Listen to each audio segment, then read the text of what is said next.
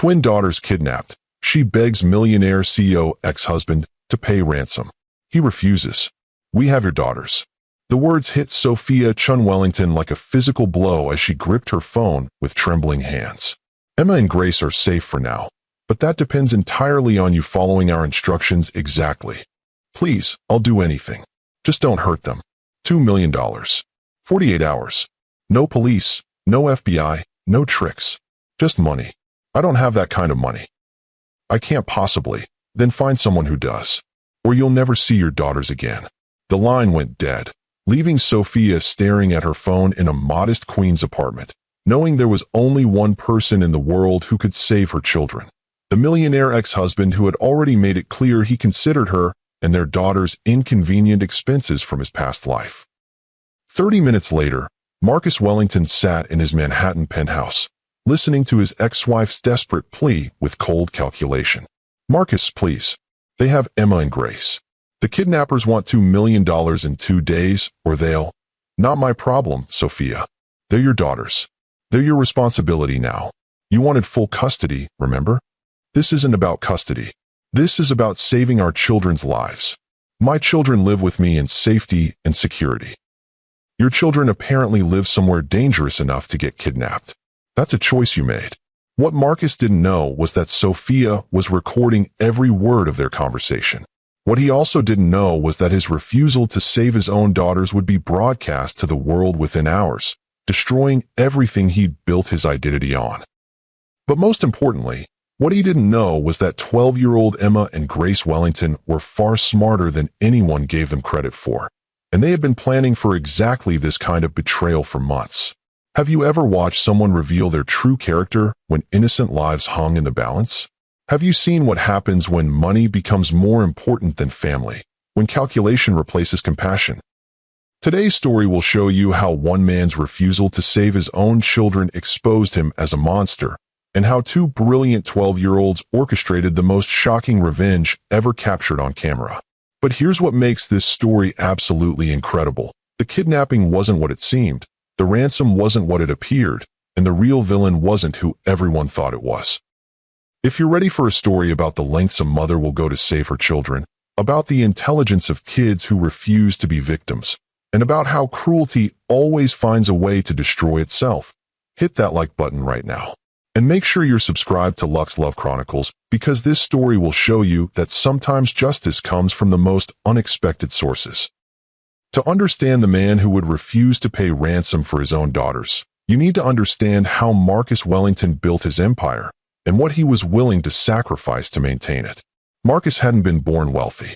The son of a small-town pharmacist in rural Pennsylvania, he'd worked his way through medical school and business school with a burning ambition that bordered on obsession. But unlike others who climbed from humble beginnings with gratitude for their opportunities, Marcus developed a worldview that success justified any means necessary to achieve it. The weak get devoured by the strong. He'd tell his business school classmates over drinks that he calculated down to the penny for tax purposes. The only question is whether you're going to be predator or prey. By 30, Marcus had abandoned his brief medical practice to focus on the business side of healthcare. He'd identified a simple truth that would make him fantastically wealthy. Sick people would pay anything to get better, and insurance companies would pay anything to avoid covering expensive treatments. Wellington Pharmaceuticals started as a small company that bought patents for life-saving medications, then raised prices by 1,000% or more overnight. When diabetes patients couldn't afford insulin that had cost $5 to manufacture but sold for $500, Marcus called it market optimization. When parents went bankrupt paying for their children's cancer medications, he called it maximizing shareholder value. Healthcare is a business, not a charity, became his motto. It was printed on motivational posters throughout Wellington Pharmaceuticals headquarters, reminding employees that their mission was profit, not healing. By 35, Marcus was worth $200 million and had earned a reputation as one of the most ruthless operators in an industry already known for its callousness. He testified before Congress about drug pricing with the same cold calculation he brought to board meetings, explaining to senators that sick people should be grateful for any access to medications, regardless of price. Innovation requires investment. He'd tell congressional committees while families in the gallery held photos of loved ones who had died because they couldn't afford his company's medications. If we don't maintain profit margins that justify research and development, these medications won't exist at all. It was technically true and completely heartless. Exactly the combination that had made Marcus successful in an industry that rewarded both. But Marcus's greatest asset wasn't his business acumen or his medical knowledge. It was his complete inability to see other people as anything more than variables in equations designed to maximize his profit. This sociopathic efficiency served him well in business negotiations and hostile takeovers. It served him less well in personal relationships, though it took him years to understand why. Marcus met Dr. Sophia Chun during his brief stint as a practicing physician, before he discovered that treating patients was far less profitable than exploiting them. She was a pediatric resident at Johns Hopkins, brilliant and compassionate in ways that initially attracted him because they seemed exotic. "You really care about these kids, don't you?" he asked after watching her spend 3 unpaid hours comforting a family whose child was facing a difficult surgery. "Of course I care about them. Don't you? I care about providing quality medical care. But getting emotionally involved with every patient seems inefficient." "Marcus, these aren't patients. They're children. And that's not inefficient, that's human." At the time, he'd found her emotional investment charming in the way one might find a puppy's enthusiasm endearing. Sophia represented everything he'd never been: naturally empathetic, genuinely caring, motivated by helping others rather than helping herself. She was also beautiful, intelligent, and from a respectable family that would enhance his social standing as he transitioned from medicine to business. When he proposed after 18 months of dating, it was as much a strategic merger as a romantic gesture. "I want to build something extraordinary together," he told her as he presented a ring that cost more than most people's annual salary. "I want us to be the kind of power couple that changes the world." "I want that too," Sophia replied, because she loved him and believed in the vision of partnership he was describing. For the first few years of their marriage, that vision seemed achievable. Sophia supported Marcus's transition from medicine to business, understanding that his pharmaceutical company could potentially help more people than his individual medical practice ever could. She gave up her own medical career to support his ambitions, hosting dinner parties for his investors, managing their social calendar, and providing the kind of stable, elegant home life that impressed business partners and enhanced his professional reputation. "Sophia is my secret weapon," Marcus would tell colleagues. "She understands the medical side of our business in ways that give us credibility with doctors and hospitals." When the twins were born, Emma arriving 8 minutes before Grace on a snowy February morning, Marcus seemed genuinely excited about fatherhood. "They're going to have every advantage," he said, holding his daughters for the first time. "The best schools, the best opportunities, the best of everything money can buy." "They're going to have love," Sophia replied. "That's more important than advantages. They're going to have both." For the first few years, it seemed like they might. Marcus was present for bedtime stories and weekend family activities. He attended school plays and parent-teacher conferences. He seemed to understand that being a father required emotional investment, not just financial provision. But as Wellington Pharmaceuticals grew and Marcus's wealth multiplied, his priorities began to shift in ways that were subtle at first, then impossible to ignore. "I need to miss Emma's recital tonight," he announced one Thursday evening when the twins were 6 years old. "There's an emergency board meeting about the Morrison acquisition. Can't someone else handle it?" "Sophia, this deal is worth $40 million. Emma's recital will be recorded. I can watch it later." "That's not the same as being there. It's better. I can fast forward through the parts that aren't her performance." The comment revealed everything about how Marcus had come to view family life as something to be optimized for efficiency rather than experienced for connection. The missed recital became missed birthday parties, which became missed family vacations, which became a pattern of absence that taught Emma and Grace that their father's work was always more important than their needs. "Where's Daddy?" became the question Sophia dreaded most, because the answer was always the same: making money at the expense of making memories. The final destruction of their marriage happened gradually, then suddenly. Marcus's company went public when the twins were 8, making him worth over $500 million overnight. Instead of celebrating this milestone as financial security that would allow him to spend more time with family, Marcus treated it as validation that his approach to life was correct. "We're in the big leagues now," he told Sophia after the IPO celebration. "This means I need to be even more focused, even more strategic about every decision." What about balance? What about family time? Family time is a luxury for people who don't have the responsibilities I have. Your responsibilities to your shareholders don't override your responsibilities to your daughters, don't they? Because my shareholders' investments fund the lifestyle Emma and Grace enjoy. Private schools, music lessons, summer camps. All of that costs money that comes from my work. They'd rather have their father present than their lifestyle funded. That's easy to say when you've never worried about money. It was a cruel comment that revealed how Marcus viewed Sophia's financial dependence on him, not as a choice she'd made to support his career, but as a weakness that disqualified her from having opinions about family priorities. The arguments became more frequent and more bitter. Marcus accused Sophia of not understanding the pressure he was under. Sophia accused Marcus of using work as an excuse to avoid emotional intimacy with his family. "You're never present when you're here," she told him during one particularly heated fight. "Even when you're physically in the same room, you're checking emails or taking calls or thinking about deals. I'm providing for my family. You're avoiding your family. This is temporary. Once I establish Wellington as a dominant player in the market, there will always be another market to dominate, another company to acquire, another reason why this particular moment isn't the right time to be a husband and father." That's not true, isn't it?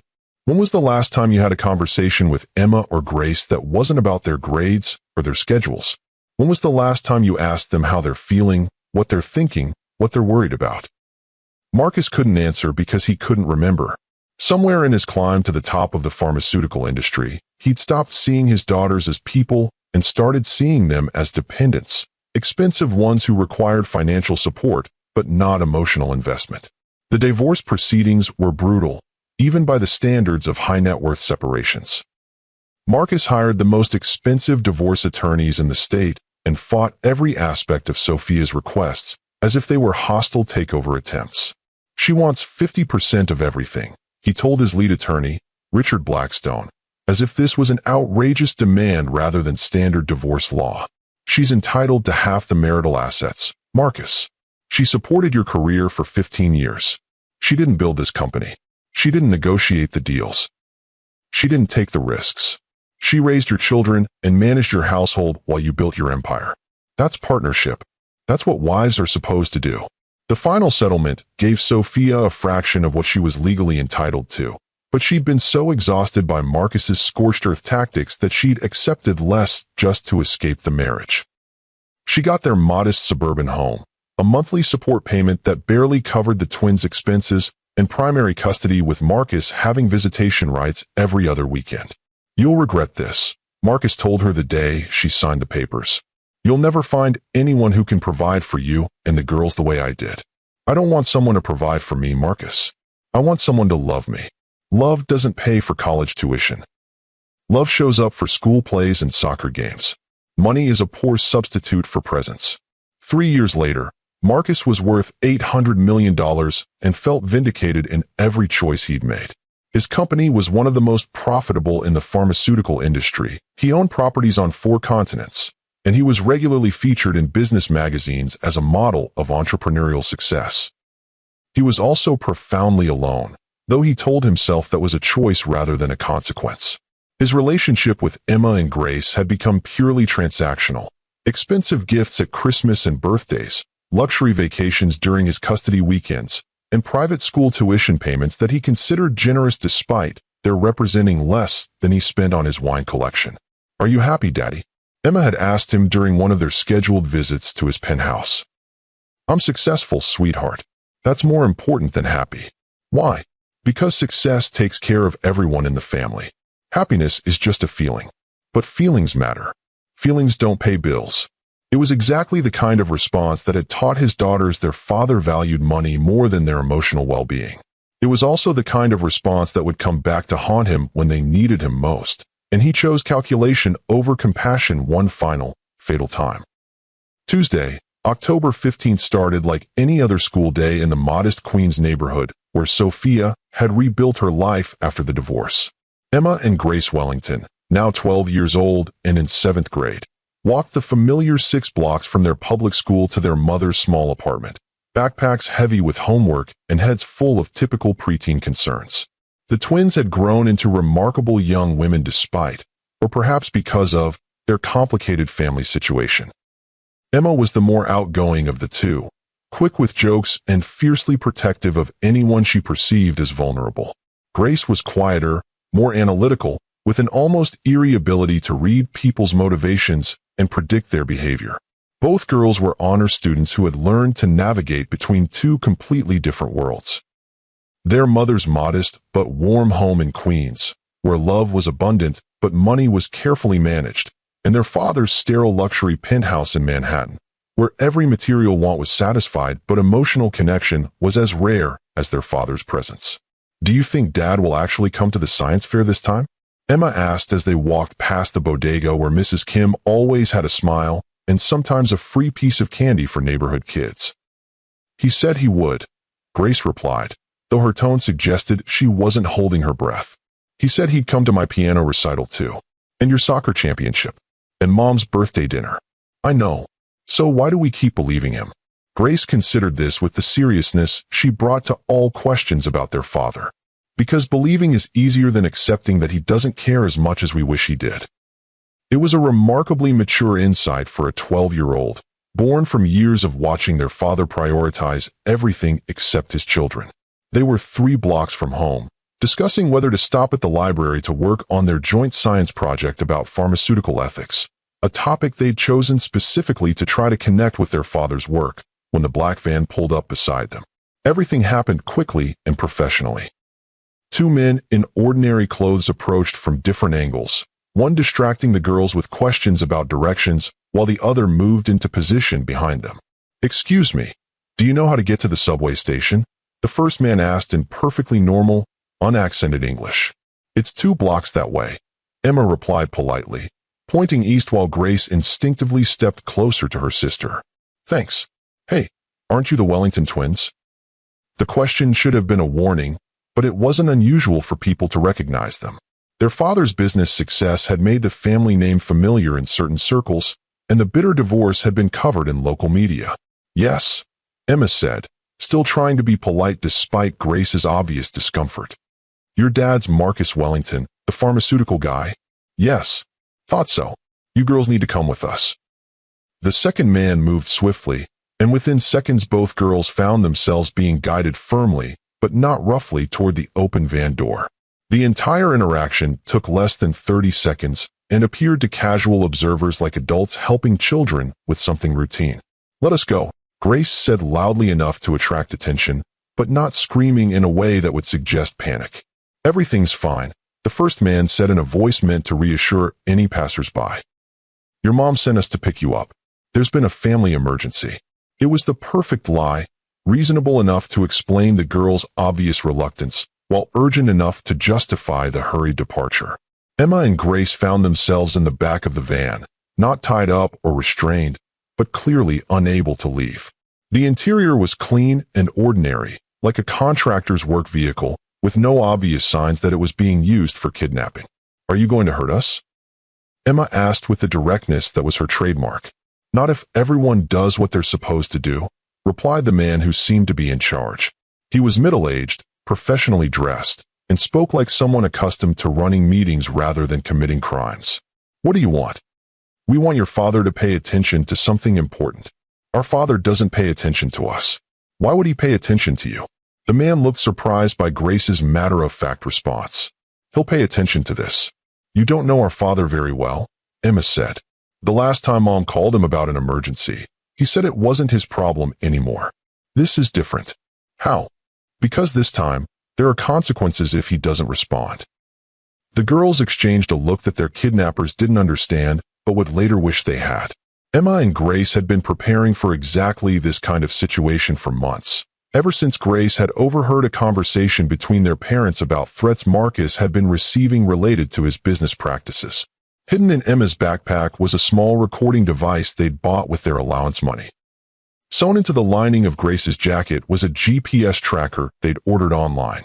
Both girls had memorized their mother's lawyer's phone number, their father's assistant's direct line, and the procedure for contacting FBI agents who specialized in kidnapping cases. They weren't just victims being taken by surprise. They were intelligent, prepared children who had anticipated that their father's business enemies might eventually target his family. What they hadn't anticipated was that their father would choose money over their lives when the moment of crisis finally arrived. Sophia Chinwellington was preparing dinner in her small Queens kitchen when her phone rang at 6:47 p.m. She expected it to be Emma or Grace calling to say they'd stopped at the library or were walking home with friends, the normal check-ins that responsible 12-year-olds make with their mothers. Instead, she heard a man's voice she didn't recognize. "Dr. Chinwellington? Yes, who is this? We have your daughters." The words didn't register at first. Sophia's mind rejected the information as impossible, the kind of thing that happened to other families in other places, not to her children in their safe Queens neighborhood. "I'm sorry, what did you say?" "Emma and Grace are with us. They're safe for now, but that depends entirely on you following our instructions exactly." The phone slipped from Sophia's hand, clattering to the kitchen floor as the reality hit her like a physical blow. Her children, her brilliant, funny, beloved daughters, had been taken by strangers who wanted something from her. "Please," she whispered into the phone after picking it up with shaking hands. "Please don't hurt them. I'll do anything. Just tell me what you want." $2 million. You have 48 hours to get the money together. I don't have that kind of money. I can't possibly. Then find someone who does. Your ex-husband, for instance. Marcus Wellington can afford $2 million. He won't pay it. You don't understand our relationship. Make him understand that his daughters' lives depend on it. Can I talk to them? Can I hear their voices? There was a pause. Then Emma's voice came on the line, steady despite the circumstances. "Mom, we're okay. These men haven't hurt us, but they're serious about the money." "Emma, sweetheart, are you and Grace hurt?" "We're fine." "But Mom, you need to call Dad right away. These people know things about his business." Grace's voice came next. "Mom, tell Dad this isn't just about money. Tell him it's about the Morrison Industries deal." The line went dead before Sophia could respond, but Grace's message was clear enough. This kidnapping was connected to Marcus's business dealings in ways that made it more than a random crime. Sophia sat in her kitchen for 5 minutes, paralyzed by terror and the magnitude of what she needed to do. Then she forced herself to move, to think, to act like the competent woman she'd been before her marriage to Marcus had slowly eroded her confidence. She called Marcus's direct line, the number she'd used only 3 times in the past year, and only for true emergencies involving the twins. "This better be important, Sophia. I'm in the middle of dinner with investors. Marcus, Emma, and Grace have been kidnapped." Silence. "Then, what are you talking about?" "They were taken this afternoon, walking home from school. The kidnappers want $2 million in 48 hours, or they'll kill them." "That's impossible. Kidnapping doesn't happen to people like us." "It just did happen to people like us. To our children." "Have you called the police?" The kidnappers said no police, no FBI. Just money. $2 million. "Yes. That's ridiculous. No one pays that kind of ransom for kidnapping victims." The callousness of the response, referring to their daughters as kidnapping victims rather than our children, revealed everything Sophia needed to know about how this conversation would go. "Marcus, they're our daughters. Our 12-year-old daughters who are terrified and alone with criminals who could kill them. Which is exactly why we don't negotiate with terrorists. Paying ransom just encourages more kidnappings. This isn't about encouraging anything. This is about saving Emma and Grace." "Sophia, think rationally. $2 million is an enormous amount of money. You spend more than that on art for your penthouse. Art is an investment. Ransom payments are just rewards for criminal behavior. You're talking about our children like they're a business expense. I'm talking about them like a father who understands that giving in to criminal demands puts them in more danger, not less. You're talking about them like a man who values money more than his daughters' lives." The accusation hung in the air between them like a toxic cloud. Sophia waited for Marcus to deny it, to express outrage at the suggestion, to demonstrate some trace of normal parental fear and protective instinct. Instead, he said the three words that would haunt her forever: "Not my problem." "What did you just say?" I said, "It's not my problem. You have custody, Sophia. You chose to live in a dangerous neighborhood. You chose to send them to public school instead of private school with proper security. You made the decisions that led to this situation. You're blaming me for our daughters being kidnapped. I'm stating facts. My daughters live with me in a secure building with doormen and cameras. Your daughters walk home alone through Queens. The difference in risk was your choice. Our daughters live with me because you were never present enough to be a real father. And now you want me to pay for the consequences of your poor judgment. I want you to pay to save their lives. $2 million to reward criminal behavior that will only encourage more kidnappings? I don't think so. Marcus, please. I'm begging you. If you ever love them, if you have any decency left, please help me save our children." My answer is no. And Sophia? Next time you call me with a crisis, make sure it's actually my responsibility to solve. The line went dead, leaving Sophia staring at her phone in complete disbelief. Her ex-husband, the father of her children, had just refused to pay ransom to save their daughters' lives. But what Marcus didn't know was that Sophia had recorded every word of their conversation on an app that was already uploading the audio to social media platforms where it would be heard by millions of people within hours. What he also didn't know was that Emma and Grace Wellington were far more prepared for this situation than anyone realized, and they had plans that would expose truths about their kidnapping and their father that would destroy him in ways he never saw coming. If you're shocked by Marcus's refusal to save his own daughters and want to see how this devastating story unfolds, hit that like button. We're just getting started with this story of parental betrayal and children's courage. Make sure you're subscribed because what happens next will show you exactly how intelligence and preparation can overcome wealth and cruelty. Drop a comment and tell us, what would you do in Sophia's situation? How far would you go to save your children when the people who should help you refuse? After Marcus hung up on her, Sophia sat in her kitchen for exactly 3 minutes, allowing herself to feel the full weight of her ex-husband's betrayal. Then she did something that would change everything. She picked up her phone and went live on every social media platform she had.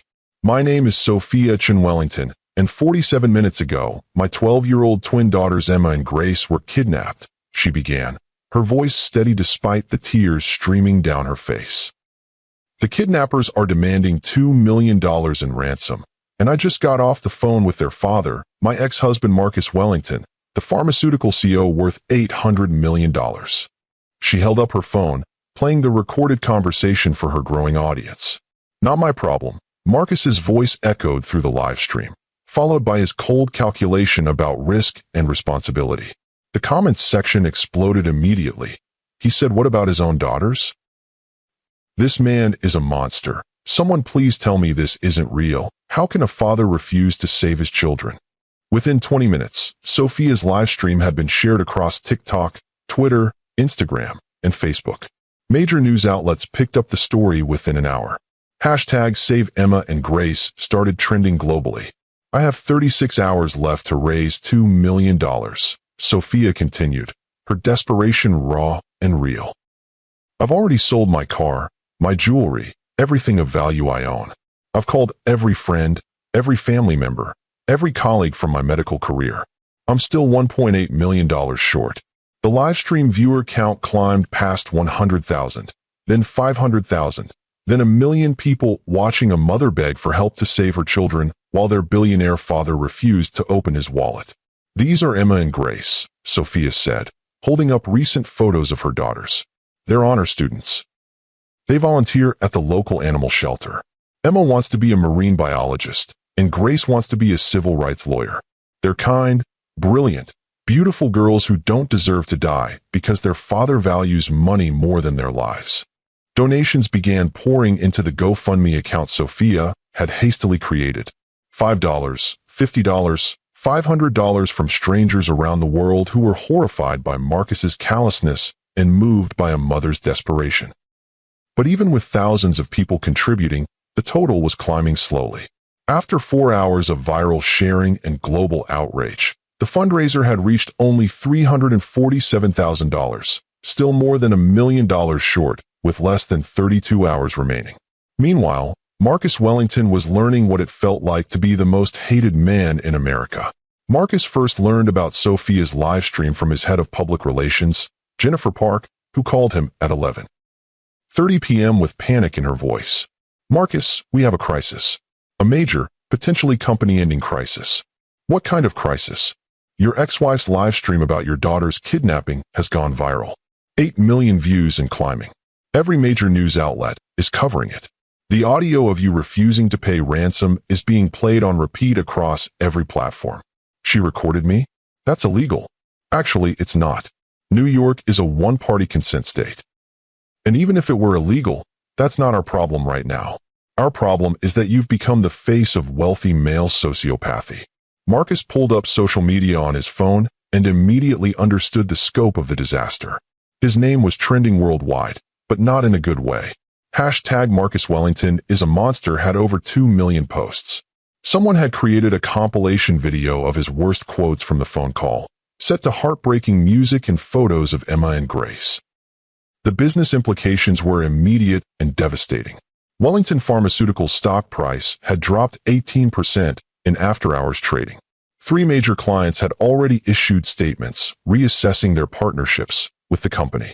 The board of directors was demanding an emergency meeting. "Fix this," Marcus told Jennifer. "Issue a statement. Clarify my position." "What position exactly?" "That you won't pay ransom to save your daughter's lives." "That I don't negotiate with terrorists." "That paying ransom encourages more kidnappings." "Marcus, these are your children we're talking about. 12-year-old girls who are being held by criminals. There is no position that makes your response look reasonable. Then spin it differently. Make it about the principle of not rewarding criminal behavior. The only thing more tone-deaf than refusing to save your daughters would be doubling down on that refusal with a press release." But Marcus was nothing if not consistent in his complete lack of emotional intelligence.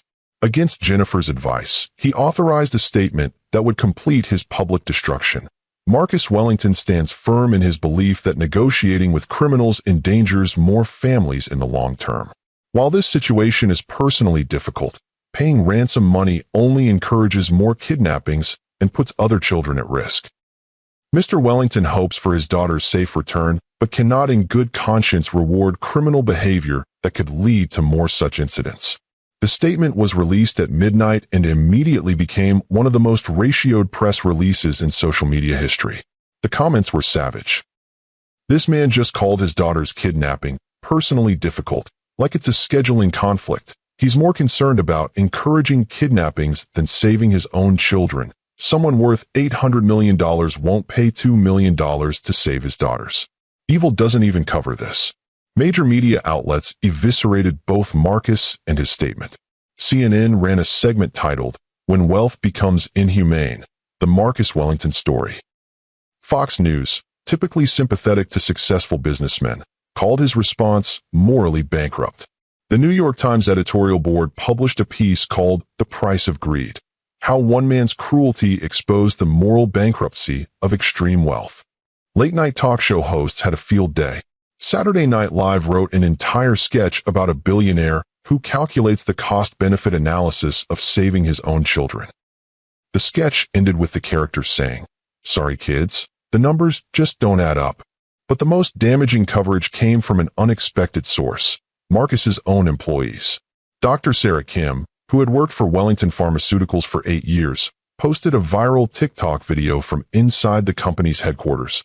"I work for Marcus Wellington, and I want everyone to know what kind of man he really is. This is someone who raised the price of insulin by 400% overnight, and said diabetic children should be grateful for access at any price. This is someone who bought the patent for a childhood cancer medication and increased the cost from $40 to $4,000 per dose. And now he's refusing to pay ransom to save his own daughters because it might encourage criminal behavior. This man has spent his entire career putting money before human life. Why would his own children be any different?"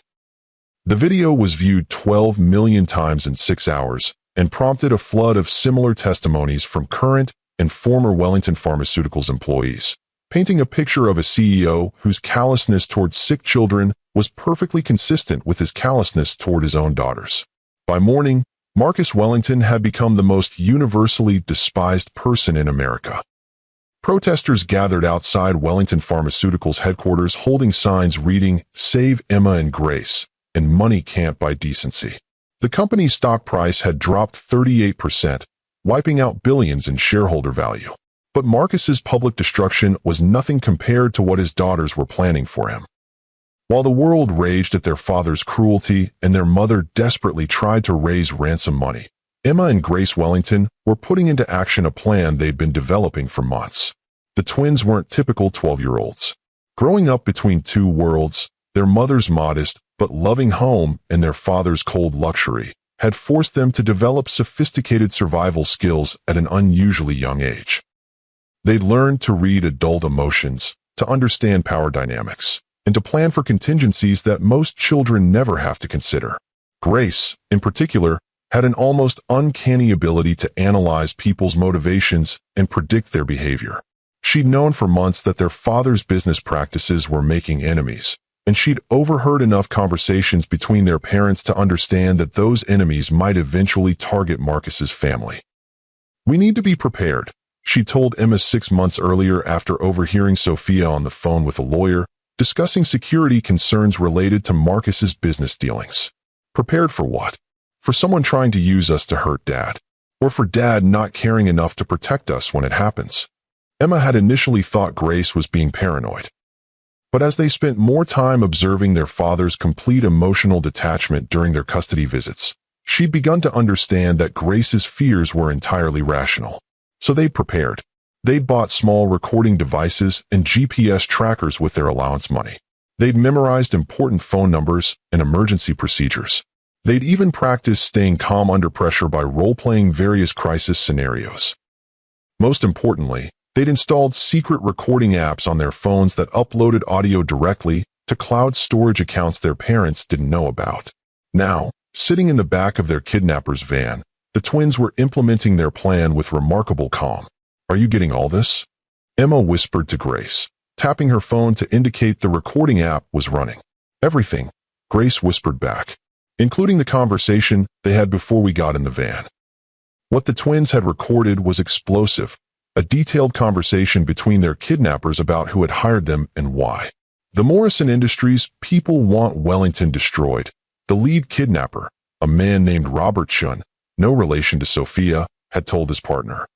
They don't actually care about the money. They want him to refuse to pay ransom so they can use it to destroy his reputation and his company. What if he pays? He won't. They've studied his psychological profile. Marcus Wellington doesn't see his family as people. He sees them as assets. And he won't pay $2 million for assets he doesn't control anymore. And if we're wrong, if he actually pays the ransom, then we return the girls unharmed and Morrison Industries still gets what they want. Proof that Wellington can be manipulated through his family. This seems overly complicated. Complicated but foolproof. Either Wellington pays and proves he's vulnerable to family-based extortion, or he refuses and proves he's a monster. Either way, Morrison Industries wins and Wellington Pharmaceuticals gets destroyed. The twins had recorded every word, along with the kidnappers' detailed discussions about their real employer, their backup plans, and their complete lack of intention to actually harm Emma and Grace. Grace had also managed to activate the GPS tracker sewn into her jacket and send a text message to their mother's lawyer with their location coordinates, though she'd been careful to make it look like she was just fidgeting with her phone. "Mr. Chun," Grace said politely, addressing the lead kidnapper, "can I ask you something?" "What?" "How much is Morrison Industries paying you to kidnap us?" The van went completely silent. Robert Chun stared at Grace in shock, clearly not expecting a 12-year-old to have figured out their real motivation. "What are you talking about? We heard your conversation before you put us in the van. This isn't really about ransom money. Morrison Industries hired you to kidnap us because they want to destroy our father's company. You must have misunderstood." "I didn't misunderstand anything," Emma chimed in with her characteristic directness. "You said Morrison Industries studied our father's psychological profile and predicted he would refuse to pay ransom because he doesn't see us as people. Which means you never intended to hurt us," Grace continued. "You just needed us missing long enough for our father to publicly refuse to save us. thereby destroying his reputation and his company. Robert Chin exchanged a worried look with his partner. These weren't frightened children they could manipulate. These were intelligent young women who had figured out their entire scheme. That's a very creative theory, girls, but it's not a theory, Grace said calmly. It's a fact. And we have recordings of your conversations that prove Morrison Industries orchestrated this kidnapping. We also have GPS tracking that's already sent our location to people who can find us, Emma added.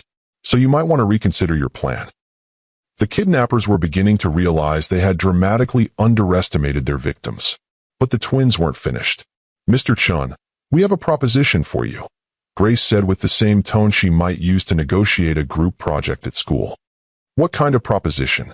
We let you complete your mission to destroy our father's reputation, because honestly, he deserves it, but we do it our way, which is smarter and safer for everyone involved. I'm listening. You return us safely to our mother. We provide evidence that Morrison Industries hired you to kidnap us, and everyone wins except the people who actually deserve to lose. Why would you want to destroy your own father? Emma and Grace looked at each other, communicating in the wordless way that twins often do. Because he just proved that he values money more than our lives, Emma said simply. And because someone who refuses to save his own children doesn't deserve to be called a father. What Emma and Grace had stumbled onto was far more complex than a simple kidnapping for ransom scheme. Morrison Industries, one of Wellington Pharmaceuticals' biggest competitors, had been planning Marcus's destruction for over a year as part of a hostile takeover attempt. Morrison's CEO, Patricia Morrison, had identified Marcus's complete lack of emotional connection to his family as a potential weakness that could be exploited. Working with a team of corporate psychologists and private investigators, she developed a plan to create a crisis that would force Marcus to choose between his money and his family, knowing that he would choose money and thereby destroy himself publicly. The beauty of the plan, Robert Chin explained to the twins as they drove toward the warehouse where they were supposed to be held, is that it exposes who your father really is. Morrison Industries doesn't have to destroy his reputation. He destroys it himself by being exactly as heartless as he's always been. But you underestimated us, Grace pointed out. You assumed we'd be passive victims instead of active participants. We did. That was your mistake. We've been planning for this scenario for months because we know our father better than Morrison Industries psychologists do. How so? We know he's not just emotionally detached. He's completely incapable of seeing other people as human beings, including us. Morrison Industries thought that was a weakness they could exploit, but we knew it was just who he is. Emma pulled out her phone, showing Robert Chin the social media explosion around their kidnapping. Look at this. Our father isn't just refusing to pay ransom. He's doubling down with press releases about principles and not negotiating with terrorists. He's destroying himself more thoroughly than Morrison Industries ever could. Which means our plan works better than yours, Grace added. We expose the corporate conspiracy, prove that Morrison Industries hired you to kidnap us, and our father still gets destroyed because he genuinely did refuse to save his own children. What's in it for us? You avoid federal kidnapping charges, which carry a minimum 20-year sentence. Morrison Industries gets exposed for orchestrating the kidnapping of children, which will destroy their company too. And we get justice for having a father who doesn't love us enough to save us. Robert Chun was quiet for a long moment, processing the intelligence and strategic thinking of these 12-year-old girls who had just outmaneuvered a sophisticated corporate conspiracy. You've really thought this through. We've had our entire lives to think about what we'd do if our father abandoned us, Emma said. We just never thought it would be this public. And we never thought we'd have evidence of corporate crime to bargain with, Grace added. But since we do, we might as well use it to make sure everyone who deserves consequences gets them. The twins spent the next hour coaching their kidnappers through the revised plan, demonstrating a level of strategic thinking that would have impressed MBA students twice their age. By the time they reached the warehouse, Robert Chin and his partner had agreed to cooperate fully with Emma and Grace's counterplan. They would return the girls safely, provide evidence of Morrison Industries' involvement, and testify against the corporate executives who had hired them. In return, the twins would ensure that the kidnappers received reduced sentences in exchange for their cooperation in exposing the larger conspiracy. It was, as Grace noted with satisfaction, a win-win situation for everyone except the people who actually deserve to lose. At 3:17 a.m., exactly 21 hours after Emma and Grace Wellington had been kidnapped, FBI agents surrounded the warehouse where they were supposed to be held captive. What they found defied every expectation about kidnapping cases. The twins were sitting at a table with their kidnappers, calmly organizing evidence and preparing statements for law enforcement. Emma was labeling audio recordings on her phone while Grace was drawing diagrams of the corporate conspiracy on a whiteboard that Robert Chun had found in the abandoned office space. "Are you girls all right?" asked Special Agent Maria Santos, who had been called in to handle what was expected to be a high-profile ransom negotiation. "We're fine," Emma replied cheerfully. "But we have a lot to tell you about who really orchestrated this kidnapping and why. And we have recordings of everything," Grace added, holding up her phone, "including conversations proving that Morrison Industries hired these men to kidnap us as part of a corporate takeover scheme." Agent Santos stared at the scene in bewilderment. In 15 years of handling kidnapping cases, she'd never encountered victims who had turned the tables so completely on their captors. "Let me understand this correctly.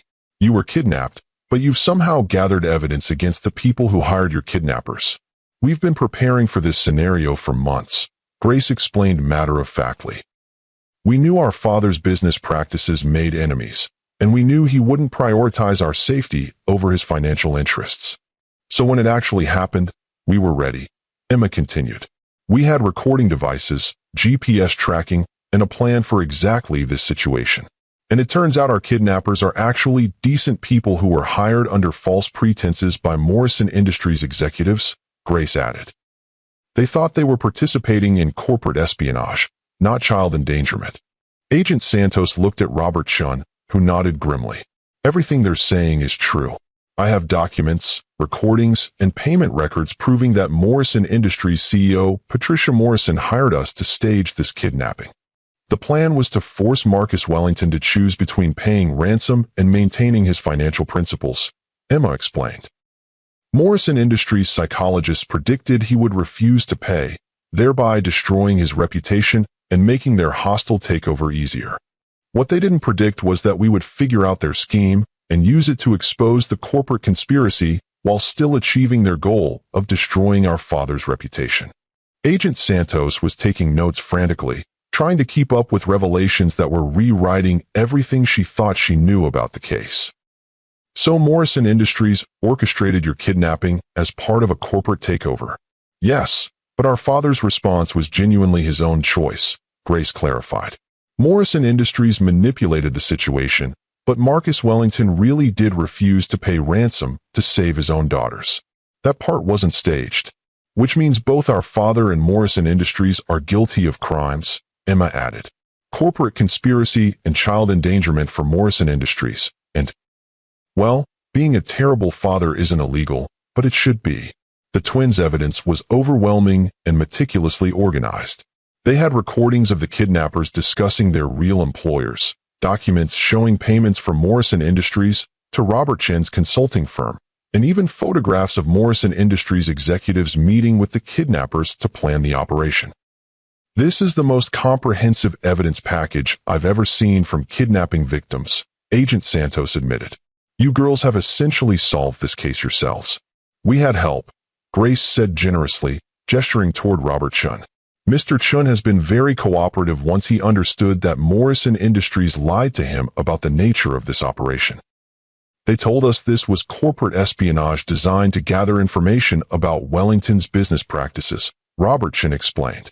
"They never mentioned that we'd be putting children in danger or traumatizing a mother who's already been through enough." When we explained the real impact of what they'd asked him to do, Mr. Chin immediately agreed to cooperate with law enforcement, Emma added. "He's a good person who was manipulated by bad people." Agent Santos was beginning to understand that these weren't typical 12-year-old victims. Emma and Grace Wellington had approached their own kidnapping with the strategic thinking of experienced negotiators and the moral clarity of people who had been preparing for betrayal their entire lives. "What happens now?" Grace asked. "Now we arrest the Morrison Industries executives who orchestrated this conspiracy.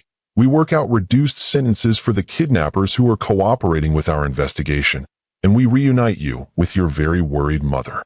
And our father? Your father will have to live with the consequences of his choices. Refusing to pay ransom isn't illegal, but it's certainly been educational for the public. Emma and Grace exchanged a look of satisfaction. Their plan had worked perfectly. The corporate conspiracy was exposed. The kidnappers would receive fair treatment for their cooperation, and Marcus Wellington had revealed his true character to the entire world. Justice, they had learned, sometimes required intelligence and patience rather than just hope and luck. When Agent Santos called Sophia to inform her that Emma and Grace had been found safe and that the kidnapping had been resolved, Sophia was still live streaming to an audience of over 2 million people who had been following the story throughout the night. "They're safe," she sobbed into her phone, speaking to both the FBI agent and her global audience simultaneously. "My daughters are safe and they're coming home." The comments section exploded with relief and celebration. "Thank God they're okay. Those girls are heroes for exposing the conspiracy. Marcus Wellington is still a monster, but at least his daughters are safe. Sophia, you are the strongest mother in the world," but Sophia's vindication was just beginning. As Agent Santos explained the details of what Emma and Grace had uncovered, it became clear that the twins' intelligence and preparation had not only saved themselves, they had exposed a corporate conspiracy that went far beyond their kidnapping. Morrison Industries orchestrated the entire thing, Sophia told her livestream audience, her voice growing stronger as the shock of relief gave way to righteous anger.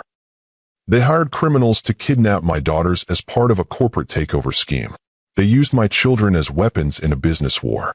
The revelation sent shockwaves through the business world. Morrison Industries' stock price collapsed in pre-market trading as investors processed the news that the company's executives had orchestrated the kidnapping of children. Major business partners immediately terminated contracts, and the FBI was preparing to arrest Patricia Morrison and her co-conspirators. But the story that dominated headlines wasn't just about corporate crime. It was about two 12-year-old girls who had outsmarted both their kidnappers and the executives who hired them. Emma and Grace Wellington, the smartest kidnapping victims in history, read the CNN headline. "Twin daughters turn tables on corporate conspiracy," declared the New York Times. 12-year-olds solved their own kidnapping case, announced the Washington Post. The twins had become international heroes, celebrated for their intelligence, courage, and strategic thinking.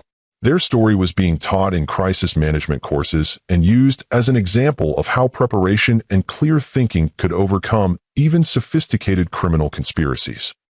But for Sophia, the most important victory wasn't the public recognition or the corporate justice.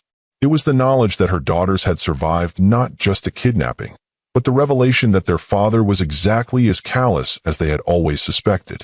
"I'm proud of Emma and Grace for their courage and intelligence," she told her livestream audience as she prepared to leave for the FBI office where her daughters were waiting. "But I'm also heartbroken that they had to use those skills to save themselves from a situation that their father could have prevented but chose not to. The real tragedy here isn't just the kidnapping conspiracy.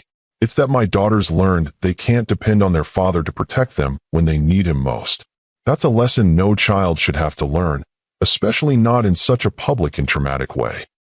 The GoFundMe account that had been created to raise ransom money was now being donated to children's safety organizations and family crisis centers.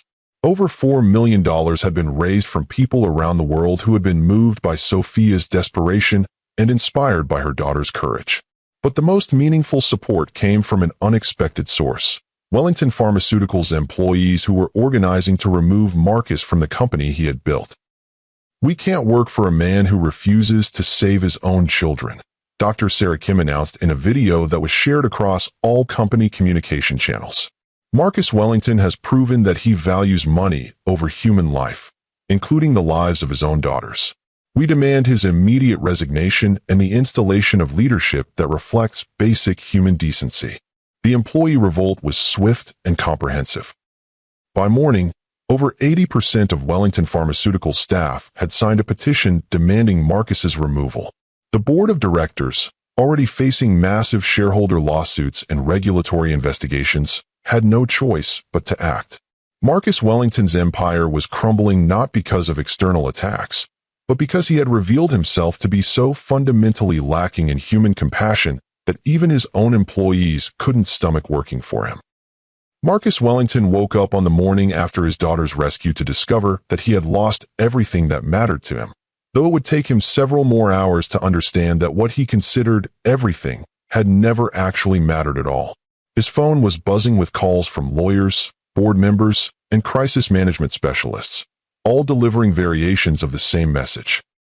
His refusal to save his daughters had destroyed not just his reputation, but his entire business empire.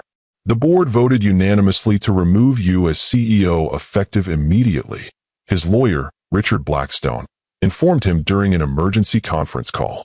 They're also stripping you of your board membership and demanding you sell your shares back to the company at a significant discount. They can't do that. I founded this company. They can't, and they did. The company bylaws include morality clauses that allow for immediate termination in cases of behavior that damages the company's reputation. Refusing to save your kidnapped daughters qualifies. What about my ownership stake? Your employment contract includes clauses that allow the company to force sale of shares in cases of reputational damage that threatens company viability. The stock price has dropped 62% since your daughter's kidnapping became public. How much am I looking at? If you're forced to sell under the reputational damage clause, you'll receive approximately 30 cents on the dollar for your shares. Your $800 million stake will be worth about $240 million. That's theft. That's consequence. Marcus, you've become the most hated man in America. No company can afford to be associated with you. No investor will trust you with their money, and no business partner will risk their reputation working with you. The financial devastation was swift and comprehensive. Marcus's personal investments were hemorrhaging value as fund managers distanced themselves from his toxic reputation. Luxury brands were returning his money and canceling his accounts to avoid association with his name. Even his country club had voted to revoke his membership. The Meadowbrook Country Club regrets to inform you that your membership has been terminated effective immediately, read a formal letter delivered by courier. The club's mission of supporting family values and community service is incompatible with your recent public statements regarding your daughter's welfare. But the social destruction was even more devastating than the financial losses. Marcus discovered that wealth couldn't buy back respect once you'd revealed yourself to be fundamentally lacking in basic human decency. Former friends wouldn't return his calls. Business colleagues avoided him at public events. Even service workers, doormen, restaurant staff, drivers, treated him with barely concealed contempt after recognizing him from the viral videos. "Aren't you the guy who wouldn't save his own kids?" a taxi driver asked him when he tried to get a ride to his lawyer's office. That's a complicated situation that's been misrepresented in the media. Seemed pretty simple to me. Your kids got kidnapped, and you said it wasn't your problem. It's more nuanced than that. Nah, man. Some things ain't nuanced. You either save your kids, or you don't. You didn't. The driver pulled over and asked Marcus to get out of his cab, refusing payment and refusing service. It was a scene that would repeat dozens of times as Marcus discovered that his reputation had made him unemployable, unserviceable, and unwelcome in most of civilized society. The criminal investigation into Morrison Industries provided some vindication. The corporate conspiracy was real, and Patricia Morrison was facing federal charges for orchestrating the kidnapping. But the public's focus remained on Marcus's choice to abandon his daughters rather than the manipulation that had created the situation. Morrison Industries is guilty of conspiracy and child endangerment, Agent Santos explained to reporters. But Marcus Wellington's response to his daughter's kidnapping was entirely his own choice. No one forced him to refuse to pay ransom. No one forced him to say his children's lives weren't his problem. The investigation also revealed the full scope of Morrison Industries' plan, including psychological profiles they had commissioned about Marcus's likely response to family-based extortion. The Morrison Industries team predicted with 94% confidence that Marcus Wellington would refuse to pay ransom for his children, one of the seized documents revealed. Subject demonstrates consistent pattern of valuing financial assets over human relationships, including relationships with immediate family members. The psychological profile was made public during court proceedings, providing clinical confirmation of what the world had already observed. Marcus Wellington was so fundamentally selfish that even corporate enemies could predict his abandonment of his own children. "It's one thing to be a bad father," wrote a New York Times columnist. "It's another thing entirely to be such a predictably bad father that criminals can build business strategies around your callousness." 6 months after their kidnapping, Emma and Grace Wellington were thriving in ways that surprised even their mother. The trauma of being kidnapped had been overshadowed by the empowerment of having rescued themselves and exposed the adults who had tried to use them as pawns. "How are you processing everything that happened?" asked Dr. Jennifer Martinez, the family therapist who had been helping them navigate the aftermath of their ordeal. "Better than expected," Grace replied with her characteristic analytical precision. "The kidnapping was scary, but it was also validating." "Validating how?"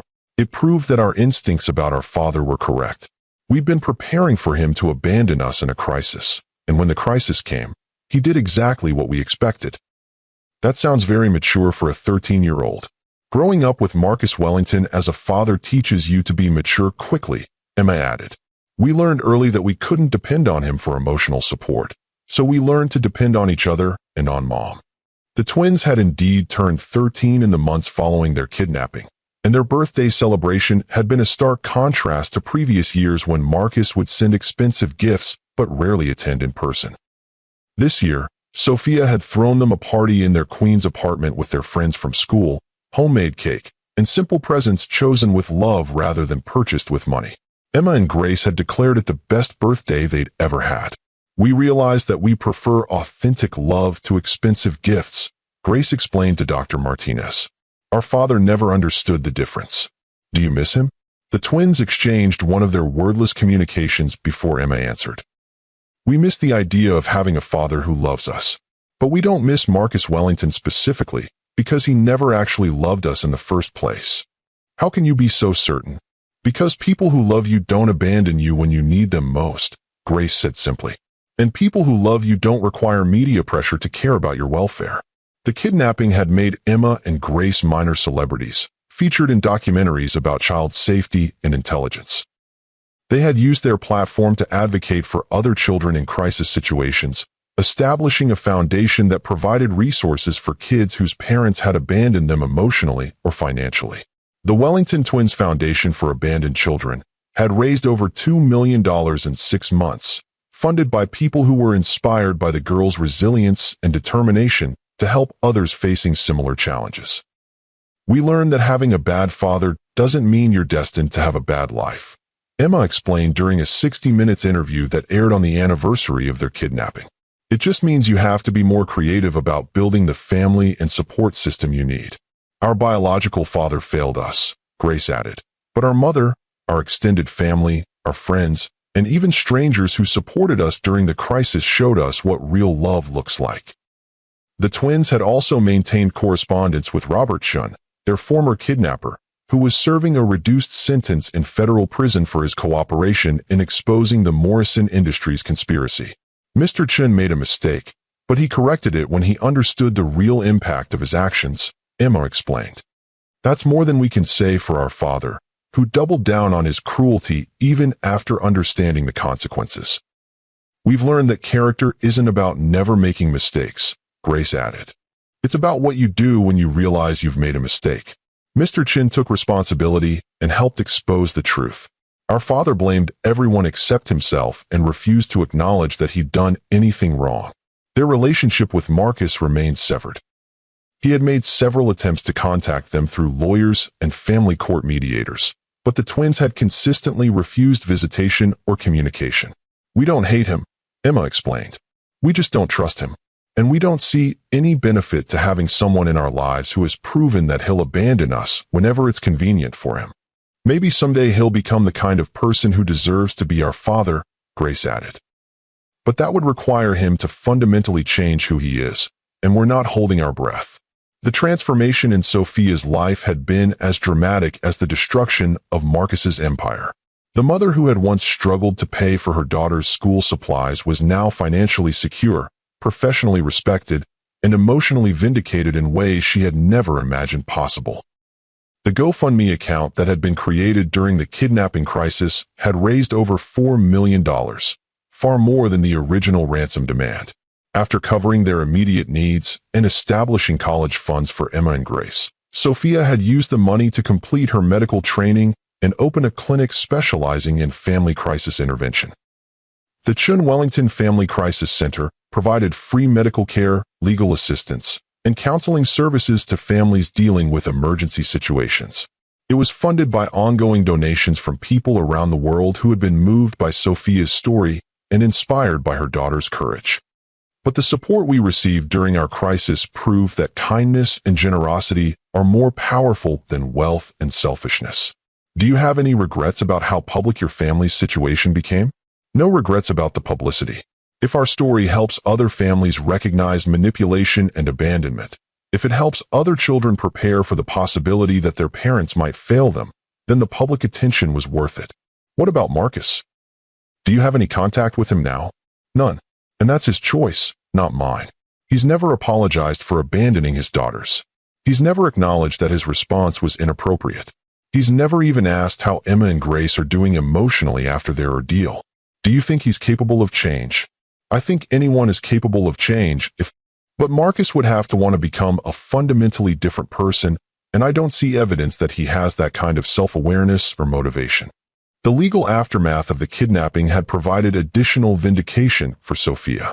The custody arrangement had been modified to give her sole legal and physical custody of Emma and Grace, with Marcus's parental rights suspended indefinitely pending psychological evaluation and family therapy that he had refused to attend. The court finds that Marcus Wellington's response to his children's kidnapping demonstrates a fundamental unfitness for parental responsibility, Judge Patricia Williams had ruled. His choice to prioritize financial considerations over his daughter's safety indicates a lack of basic parental instinct that makes unsupervised contact inappropriate. The child support payments had been increased substantially, though Marcus had fought the modification through multiple appeals. The final settlement required him to pay $50,000 per month for each daughter until they turned 18, plus college expenses and medical costs. It's not about the money, Sophia explained. It's about accountability. Marcus spent years using his wealth to minimize his responsibilities to his children. Now he's learning that abandoning them publicly has consequences that money can't fix. The Morrison Industries executives had been convicted of conspiracy charges and sentenced to significant prison terms. Patricia Morrison herself received 12 years in federal prison for orchestrating the kidnapping conspiracy, while her co-conspirators received sentences ranging from 5 to 8 years. The Morrison Industries case sent a clear message that corporate crime involving children will be prosecuted to the fullest extent of the law, U.S. Attorney Michael Chun announced after the sentencing, using children as weapons in business disputes is not just morally reprehensible, it's a federal crime with serious consequences. But for Sophia, the most meaningful outcome wasn't the legal victories or the financial security. It was the knowledge that her daughters had emerged from their ordeal stronger, smarter, and more confident than ever.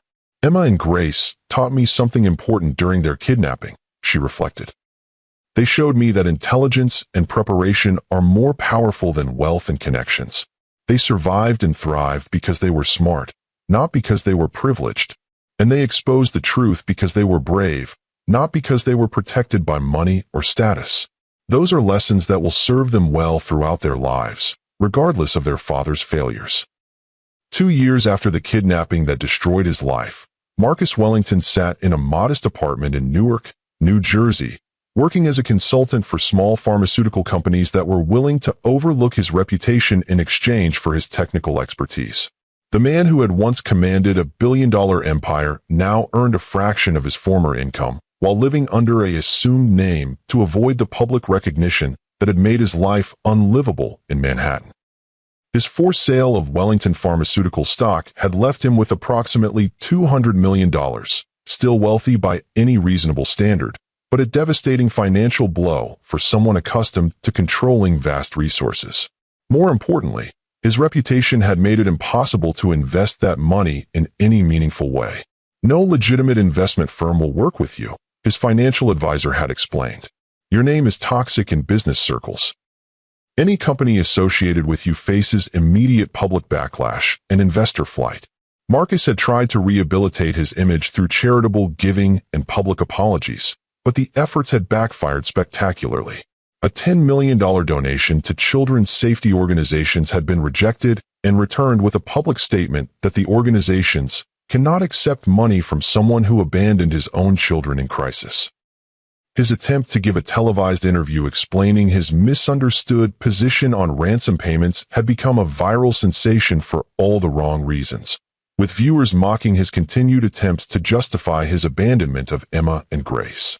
"I was thinking about the long-term implications," he had told the interviewer. "Paying ransom encourages more kidnappings, which puts more children at risk. But these weren't just any children. These were your daughters. That doesn't change the principle involved. Are you saying that if Emma and Grace were kidnapped again tomorrow, you would still refuse to pay ransom?" Marcus had paused, perhaps finally realizing how his principled stance sounded to normal human beings. "That's a hypothetical situation. It's a yes or no question. Would you pay ransom to save your daughters' lives?" The pause had stretched for nearly 30 seconds of dead air before Marcus answered. "I would have to evaluate the specific circumstances and consider all factors involved." The interview had been viewed over 50 million times, with viewers universally appalled by Marcus's continued inability to simply say he would save his children's lives. It had cemented his reputation as not just a bad father, but as someone fundamentally incapable of normal human emotion. The isolation was complete and devastating. Marcus had no friends, no romantic relationships, no family connections, and no professional colleagues who were willing to associate with him publicly. He spent his days working alone on technical projects and his evenings in an apartment that felt more like a prison than a home. His attempts to contact Emma and Grace had been consistently rebuffed through legal channels. The twins, now 15 years old and thriving in high school, had made it clear through their mother's lawyers that they had no interest in contact with their biological father. "Emma and Grace Wellington have instructed us to inform you that they consider themselves to have no father," their lawyer had written in a formal letter. "They have legally changed their names to Emma Chun and Grace Chun, removing any connection to your family name. Further attempts at contact will be considered harassment." The name change had been a final, devastating blow. Marcus's daughters had literally erased him from their identities, choosing to be known by their mother's maiden name rather than carry any connection to the man who had abandoned them. He had tried to challenge the name change through family court, but Judge Williams had been unsympathetic. "Mr. Wellington, your daughters are 15 years old enough to understand the implications of their choice. They have experienced no contact with you for over 2 years. They have requested no contact with you, and they have demonstrated remarkable maturity and independence despite your absence from their lives. They're my daughters. I have parental rights. You have parental obligations that you abandoned when you refused to save their lives. Rights and obligations are connected, Mr. Wellington. You cannot claim the benefits of fatherhood while refusing the responsibilities.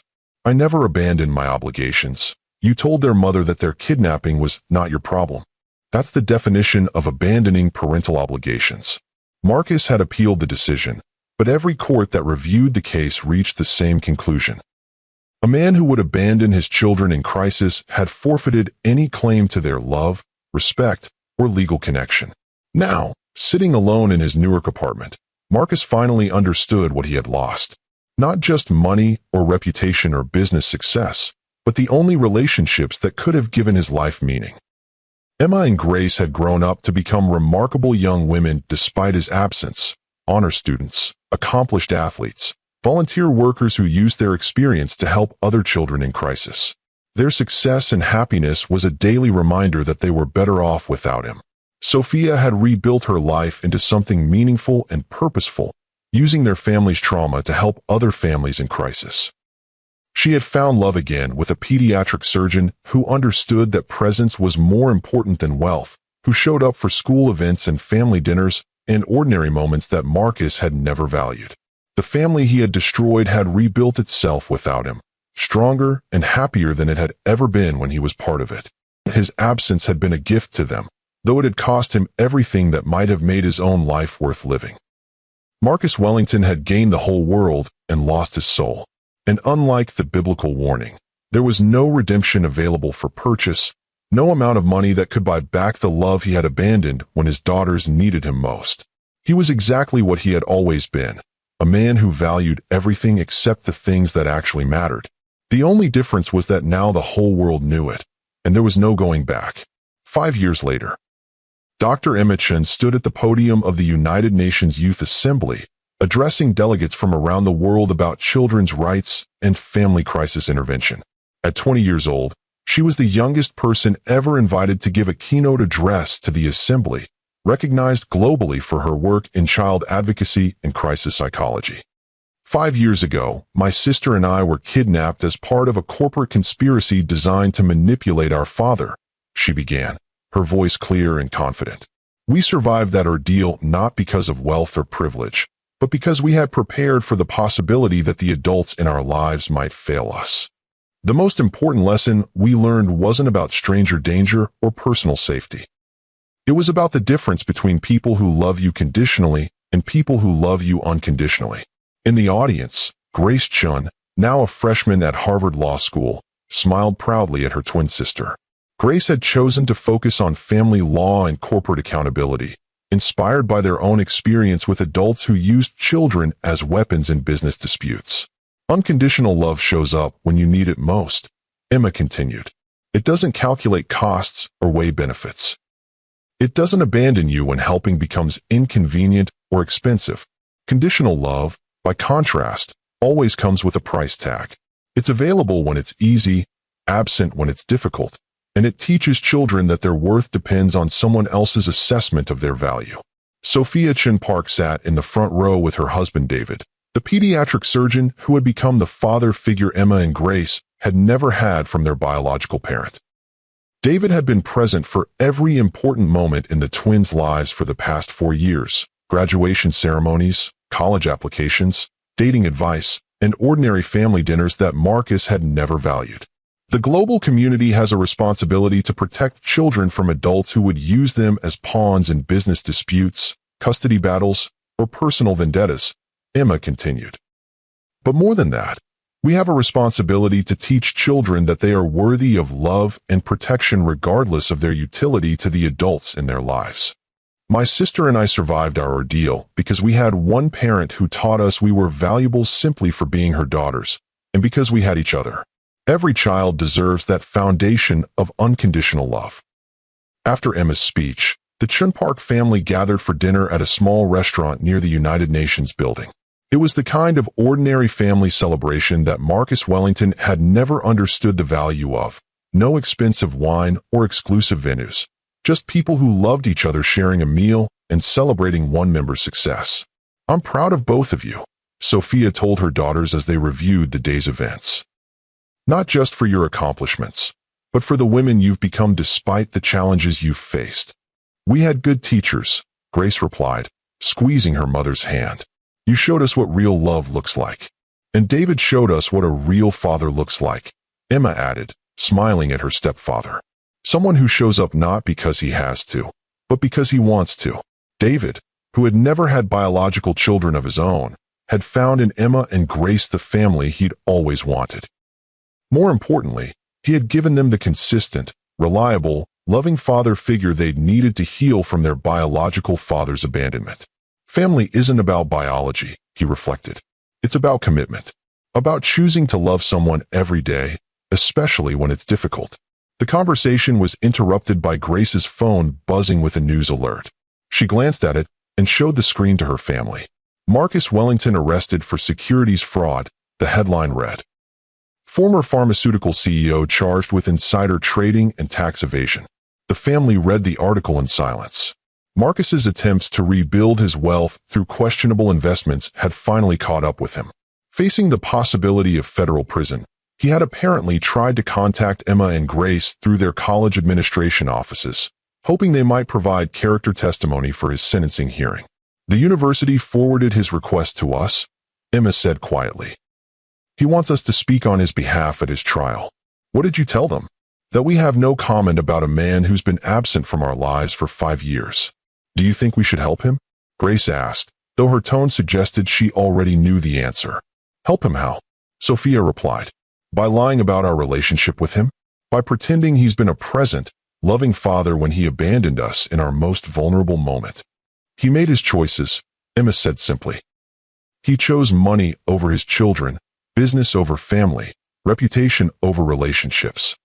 He had become irrelevant to their lives in the most complete way possible, not as an enemy to be fought or a wound to be healed, but as a stranger whose choices no longer had any impact on their happiness. As they walked through Manhattan toward their hotel, Emma and Grace reflected on how different their lives might have been if Marcus had chosen differently during their kidnapping crisis. Do you ever wonder what would have happened if he had paid the ransom? Grace asked. Sometimes. But I think we're better off this way. How so? Because this way we learned early that we couldn't depend on him. If he had saved us, we might have spent years thinking he actually cared about us, only to be disappointed later when he abandoned us for something else. You think he would have abandoned us eventually anyway? I think people show you who they are, and then you have to decide whether to believe them. Marcus showed us who he was when we needed him most. At least this way, we learned the truth when we were young enough to build our lives around people who actually love us. 20 blocks away, in a federal holding facility in Lower Manhattan, Marcus Wellington sat alone in a cell, finally understanding what he had lost when he chose money over family 5 years earlier. His daughters were thriving without him. His ex-wife had found happiness with someone who understood the value of presence over wealth. The family he had destroyed had rebuilt itself into something stronger and more loving than it had ever been when he was part of it. Marcus Wellington had spent his entire adult life accumulating wealth and power, believing that success was measured by what you owned rather than who loved you. Now, facing the possibility of federal prison with no family to support him and no friends to visit him, he finally understood the difference. But understanding came too late. Some choices can't be undone, some relationships can't be repaired, and some trust can't be rebuilt. Marcus had chosen money over love when it mattered most, and love had moved on without him. The Yendi, if this story moved you, if it showed you the true meaning of family and the real cost of choosing wealth over love, please hit that like button and subscribe to Lux Love Chronicles. Share this with someone who needs to understand that love isn't conditional, family isn't about biology, and some choices have consequences that money can't fix. Remember, the people who love you unconditionally will show up when you need them most, while the people who love you conditionally will always find an excuse to put themselves first. Thank you for joining us on Emma and Grace's journey from abandoned daughters to empowered advocates, from victims to victors, from a broken family to a chosen family built on real love. This is Mr. Wentworth, reminding you that true wealth isn't measured in dollars.